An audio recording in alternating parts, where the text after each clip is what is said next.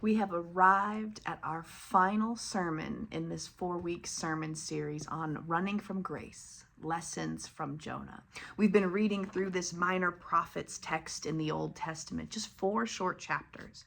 And we get to the 4th chapter this upcoming Sunday, and there's so much to it, and yet it leaves us with a cliffhanger, wondering and wanting more of what happens with this text. So, this sermon for October 27th is, I would rather die than change. None of us have ever said or thought that before. Change is hard. For the human experience, none of us necessarily like change. Yet change is one of the only constants in our experiences together.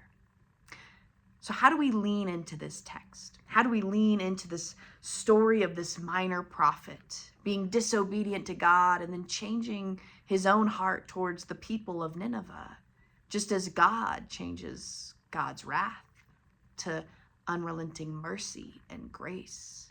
How can we look at ourselves, look at the book of Jonah as a mirror to our own hearts, to the human experience? How do we give grace? Abundant grace to everyone, even if we completely disagree with them.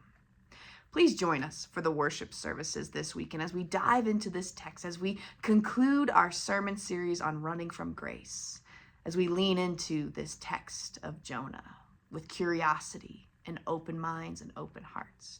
Join us over at Grace Presbyterian at 9 a.m. and 10:30 a.m., gracecolorado.com, or over at Covenant DTC at 10 a.m., covenantdtc.org. Have a blessed rest of your week, and we hope to see you this weekend.